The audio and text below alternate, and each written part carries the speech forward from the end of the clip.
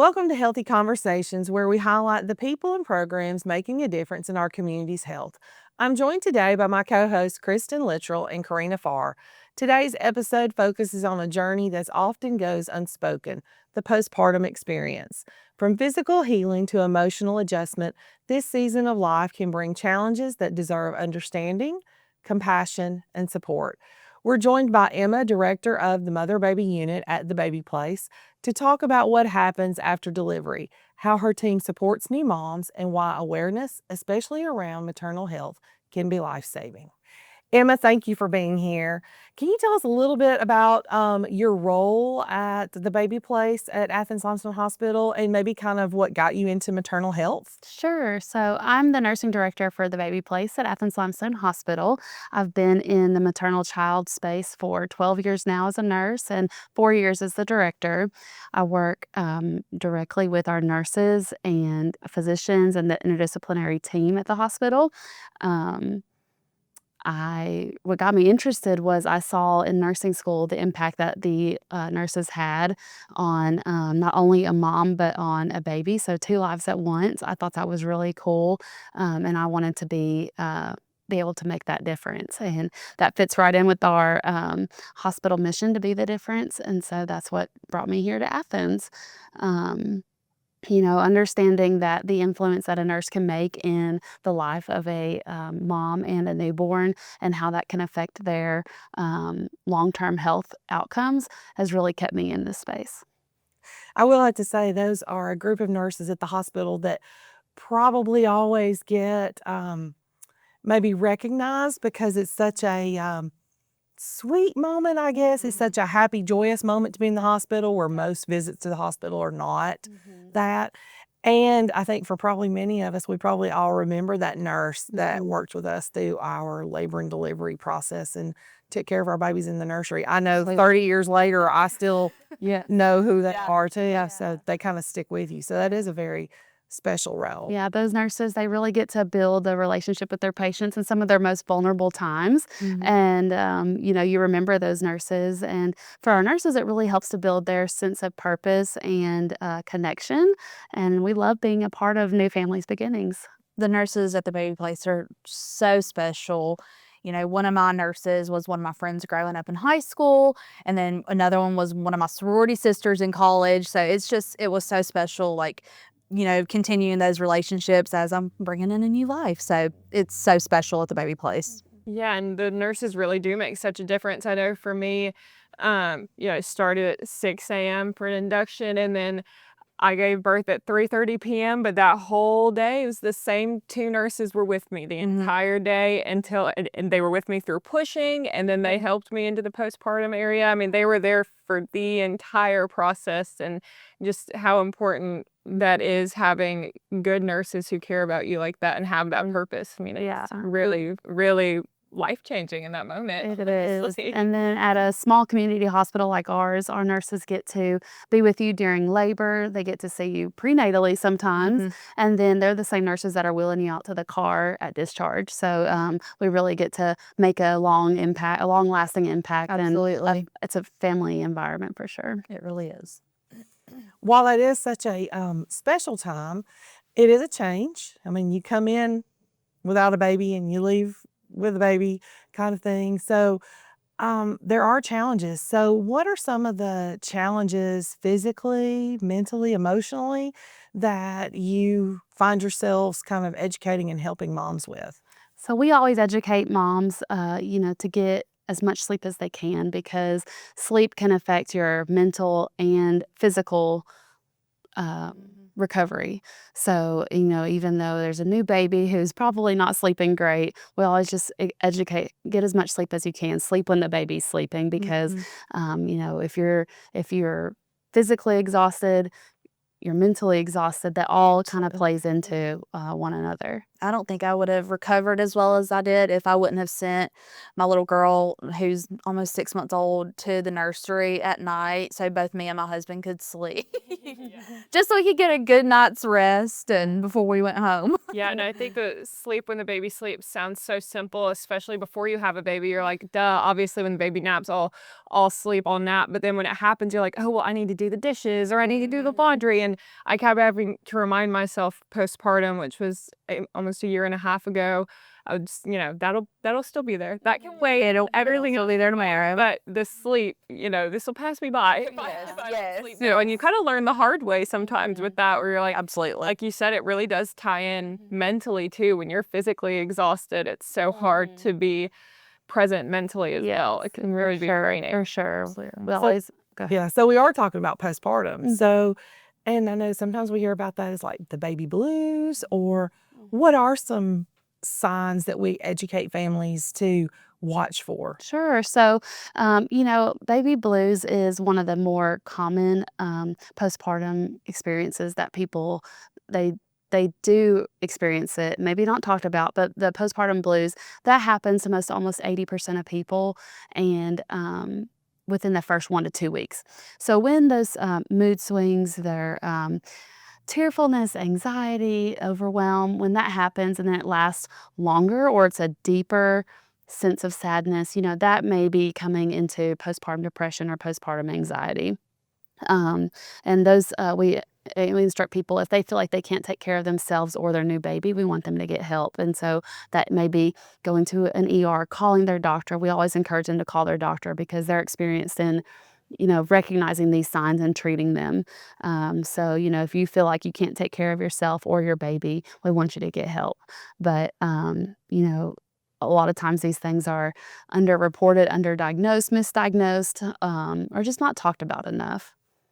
Yeah, I think definitely, like we were saying before we started filming, it not being talked about enough. A lot of times, maybe because of shame, because you feel like, I'm a mom. I'm supposed to know how to do this. I was made for this. I shouldn't be struggling like this. Or maybe someone's like, well, my friends didn't struggle like that. Or, Yeah. they feel like they don't have someone to talk to about it. I know it's tough and it's hard to reach out, right? Maybe you're afraid of what might happen when you reach out. What is your advice to moms going through that? That you're not alone. You're not alone. There's people to support you, your providers, the hospital. We're here to support you. Take the signs and symptoms seriously and get help if you need it.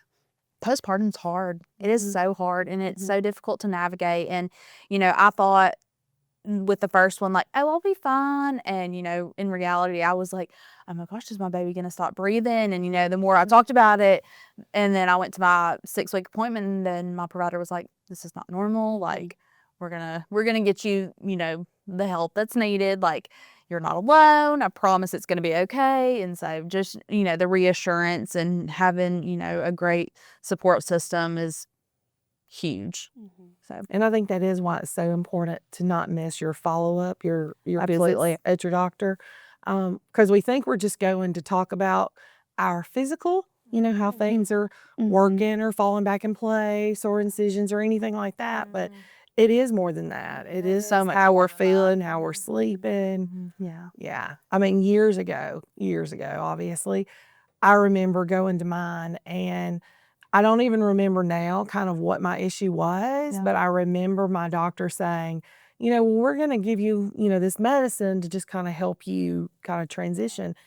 And I don't ever really even remember taking the medicine. I just remember feeling that I had something that could help, and just knowing that I had that support and I had that if I needed it allowed me to kind of work through that and get over that. Yeah, So, and that's why it's so important to make those follow-up appointments and go to those follow-up appointments. A lot of times now we're sending people at 2 weeks and 6 weeks. That's what a big recommendation is for providers to follow up with their patients at 2 weeks and 6 weeks postpartum. So, I think I went to my 2-week follow-up and then a 6-week follow-up. And, I think it's so important that women who have just had babies are going to that 2-week appointment, and even appointments in between. If you can't wait until 2 weeks, pick up the phone and call them. Like, it is so important to take care of yourself, because you cannot be the best mom that you can be if you're not taking care of yourself. Exactly. Yeah, I wish I'd had that 2-week. So I only had a 6-week. And so I felt like being a first-time mom, I was like, oh my goodness, you're not going to see me again until 6 weeks? Like, that sounds like such a long time. A lot happens in that 6 Yeah, and I'm weeks. having figure so many things out. And like you said, having a support system is the best thing ever. And I was lucky to have a super supportive husband who was also able to have time off work and be there with me every day, which I think made all the difference in the world in my postpartum experience, and having supportive family all around. But there's so many people who don't have that, and I can imagine in that position how much even more important it would be to not be afraid to reach out when you need that, because I don't know what I would have done if I didn't have. There's a lot going on postpartum, which for me, I mean, I had a C-section with both of my babies, and recovering from a C-section and trying to breastfeed and trying to keep another baby alive and keep yourself alive in the meantime, like trying to navigate a new body and then, tending to your baby's needs. It's hard and it's exhausting mentally and physically, and sometimes you just need some help. Yeah. I want someone just to check in on you. Just to check in. Hey, how's it going? Yeah. So how does your team kind of help open those discussions or reduce that stigma? Because postpartum mental health is real.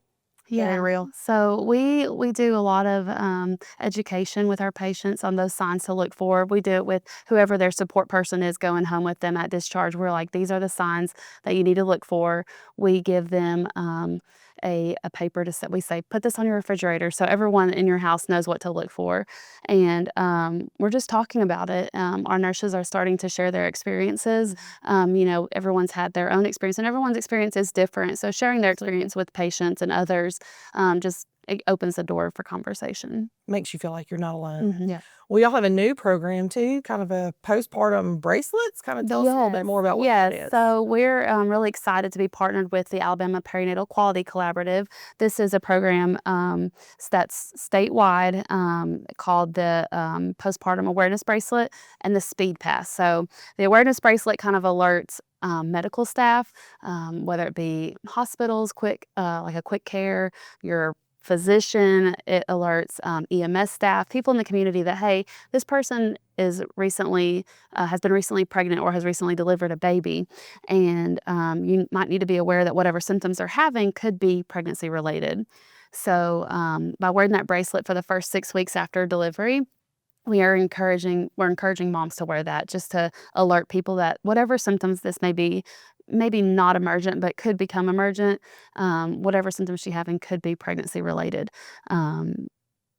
We also give the Speed Pass, which the Speed Pass is a card that we encourage them to carry with their insurance card and to hand it to the registration to the nurse at the ER that says, hey, I just had a baby, so these symptoms that I'm having, and we list the post-birth warning signs, these symptoms could be pregnancy related. So it helps them to get quick care, faster, as much as they can for those symptoms.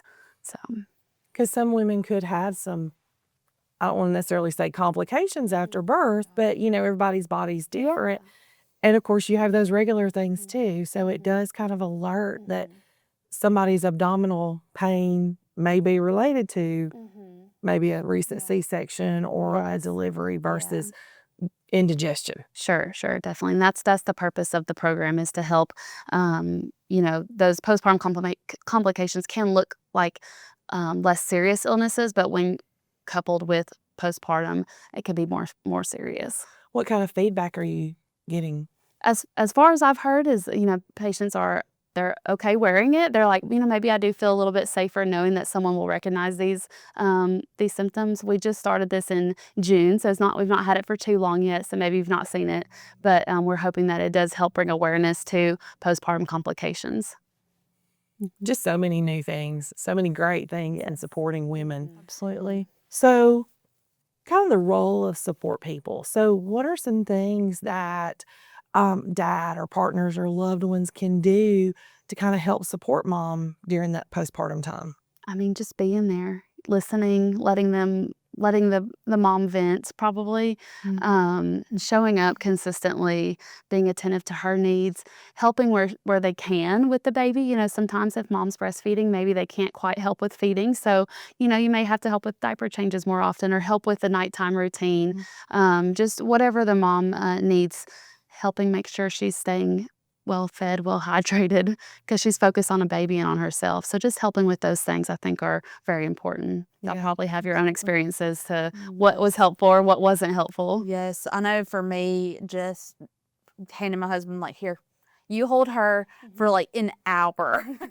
Let her sleep, do whatever you need to do. I'm going to take a shower and I'm going to bed. Yeah. Come get me in about an hour. And just, you know, him being so helpful during that time and, you know, helping me, which obviously I had a C-section. And so my abs didn't work like they used to. And so just helping me like sit up in the bed or like I couldn't, you know, in the bassinet would be where my baby is. And so like I couldn't pick them up and, you know, get them to me because it's hard. Your abs don't work like they used to after a C-section. And so just him helping me through that and, you know, my mom and his mom, just their help with just cleaning up or taking my little boy and letting him go play and do whatever, you know, needed for him was a huge help. So just, I mean, a support system is, you know, crucial.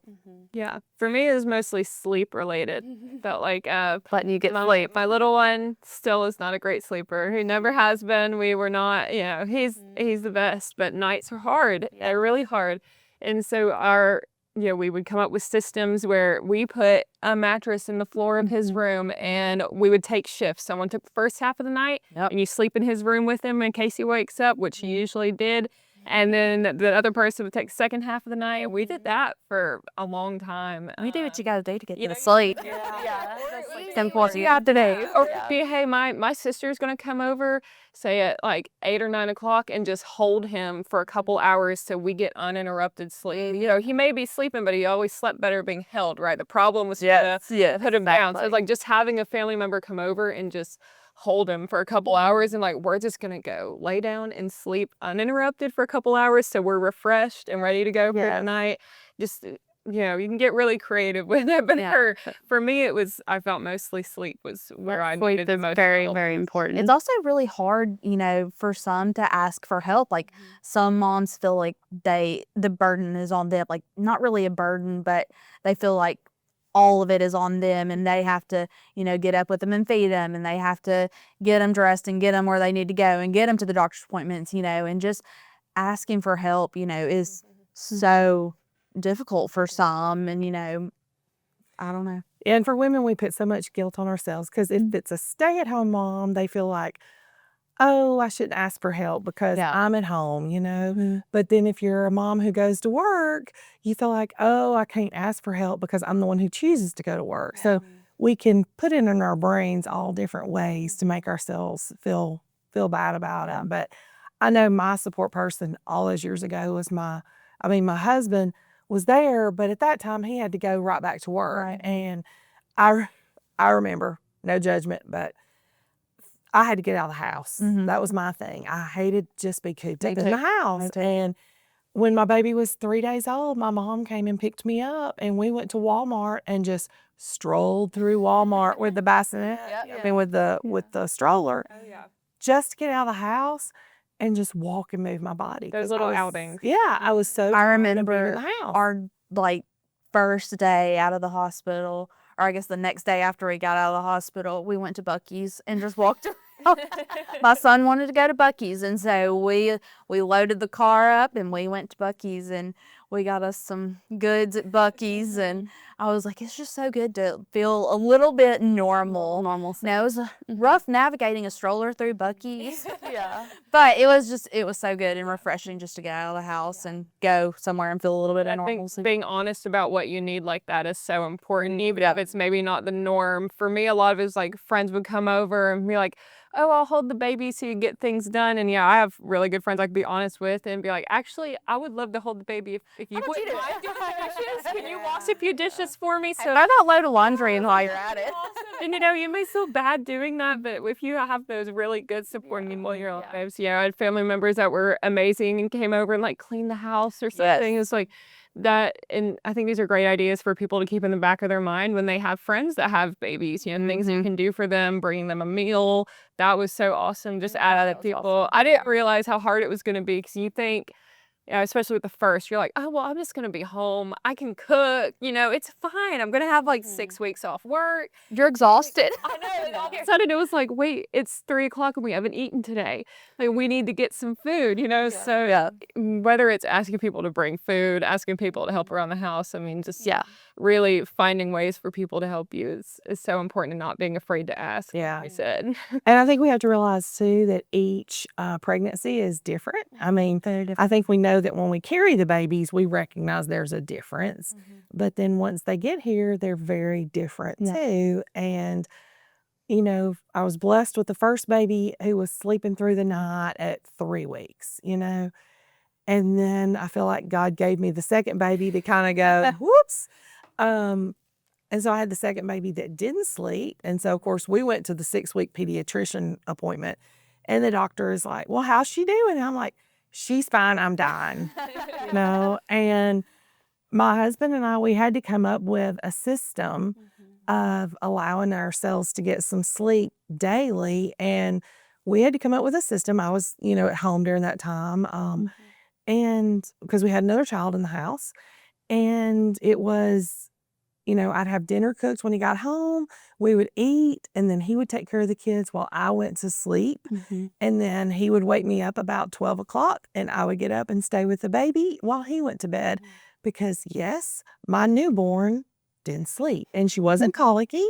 She just is one of those that didn't sleep. And so she would, with only 1 or 2 naps during the day, she would be awake until midnight, 1 a.m., and she'd be back awake at 7. She didn't want to miss out on anything. She didn't, and she still doesn't miss out on anything. And so, we had to learn a new process, and those 2 babies and that whole postpartum was very different for both of those 2. Just figuring it out. It just takes some time to figure it out, talk, communicate, be sure to be supportive as a support person, be supportive, listen, and, just validate feelings, watch for those warning signs that she may not be watching for as a mom, but just be supportive in whatever is needed. Can you talk about those warning signs specifically? Yeah, so we like to give what's called the post-birth warning signs. It's an acronym, so post and birth, for things for families to watch out for. So I've wrote it down, so I'm going to look at it. Yeah. But these are things that you would call 911 for. Pain in the chest, obstructed breathing or shortness of breath. S is for seizures. T is for thoughts of hurting yourself or your baby. Birth stands for, these are things that you would call your provider for, maybe not necessarily 911, but if you can't get a hold of your provider, call 911 or go to the ER. B is for bleeding. I is for your incision if it's not healing or if there's redness, pain there. R is for red or swollen leg. That's painful or warm to the touch. T is for temperature of 100.4 or greater. And then H is for a headache that does not get better even if you've taken medication. So we like to tell you, post those signs on your refrigerator. Make sure that and that your family knows the things to watch out for in that postpartum period. Yeah, I think that's great that you have it in an acronym too. I think it helps make it a little easy to remember, and it's great advice to keep it posted where everyone can see it. And I think it's awesome that that is something you give out as a standard. And I'd love if you could talk more about the baby place, particularly at Athens-Limestone Hospital, and what makes it different than maybe other places people give birth. So we try to help. We were talking about that postpartum appointment. We really try to help schedule those before the patient leaves the hospital. Luckily, we're very close with our provider's office, and we can call over there and say, hey, we have our patient right here. She's going to discharge today. She needs to go ahead and make that follow-up appointment, whatever date that is. Sometimes the patient may need to follow up sooner if they've had blood pressure issues, or if there's something else they may need to follow up sooner with. The provider will let us know when they want that patient to be seen, and we'll call and make that appointment for her. So that way, when they leave, they already have that appointment set. They know they don't have to call and make that appointment. So that's something that I think is different in what we do. We try to help her reduce the barrier to that follow-up appointment. Sometimes we have patients that don't speak English or may have trouble making that follow-up appointment. So as long as they know, hey, I need to be here at this time, maybe that can help them reduce that barrier to making that follow-up appointment. And then, of course, we always tell patients, don't hesitate to call us. Don't hesitate to come back if you need help, if you need to be seen. Our ER is open 24/7. We're open 24/7. Call your provider, but we're here for you.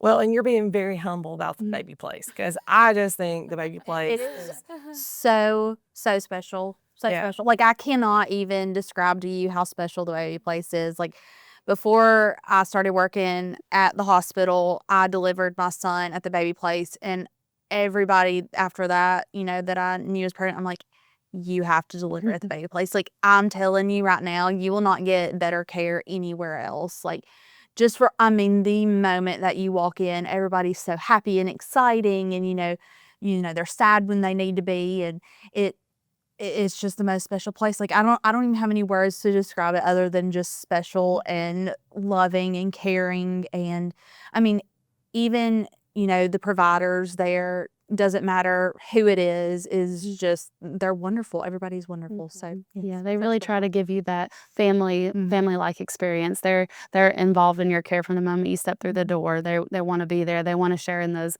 happy moments. They're there to cry with you if you need that. They're there for you the whole time. yes. And I just love the fact that because of the size, like you said, the same nurses who may be there if you need some pre-care, they're there for your labor and your delivery, and then they're there kind of that postpartum. They're also the ones helping provide care for your baby while you're there, and then escorting you out of the hospital. Yeah. So It's I just a think, great place. yeah, I just think that makes such a great circle of care, I guess you'd say. I had to go in at like 28 weeks to the baby place just because I was having some blood pressure issues. And I had the same nurse then that when I delivered. And so it was just so kind of a full circle. I'm like, hey, I know you. Like, hey, I've had you before and you're fabulous. So just, knowing friendly faces and familiar faces is so Just like building those wonderful. relationships in your prenatal visits. You get to see the office staff a lot throughout your pregnancy, the same as at the baby place. We get to see you if you come in for that testing. We're going to be there at delivery, and then we're going to be wheeling you out to the car at discharge. So And it's so much more than, hey, like, I just need a nurse. It's more like, hey, I just need a friend to talk to for a second and make sure that I'm, on this right track to things. Or, hey, I need some more water. Can you please go get me some more water? no judgment error. Yes, it doesn't matter what it is that, they are going to do it as quickly as they can and as best as they can. Absolutely. Well, as we kind of close out, what's one more thing that you kind of wish people understood, or maybe even way the community can support postpartum recovery? Well, just that it's different for everybody. Nobody's journey is the same. What worked for you 2 years ago may not be the same for your friend now. So just being there, being a consistent support system for your family, for your friends, offering advice if you have it, but you just understanding that, hey, they may not take that advice because it's different for them too. So just being understanding that recovery isn't linear; it's ups and downs, and you will get there, but it's a journey for sure. Yeah. Give yourself a lot of grace. A lot of grace. Speak up for yourself. And up advocate for absolutely. yourself, advocate for your family, and then of course just tell us what you need, and we're there to help you. That's just so awesome. Thank you so much for being here today, Emma. Thank you. Thank y'all for everybody sharing their personal stories Yes, as for moms. sure. It definitely hits close to home. It does. It does. Thank you. Emma, thank you for sharing your insight and your passion with us today. The journey after birth is powerful, beautiful, and sometimes overwhelming. But with support, awareness, and community, no mom has to walk that path alone. If you're a mom, a dad, or a loved one looking for resources, know that the baby place at Athens-Limestone Hospital is here for you with that care that continues long after delivery. Thank you for joining us for Healthy Conversations. Until next time, be well, stay connected, and be the difference.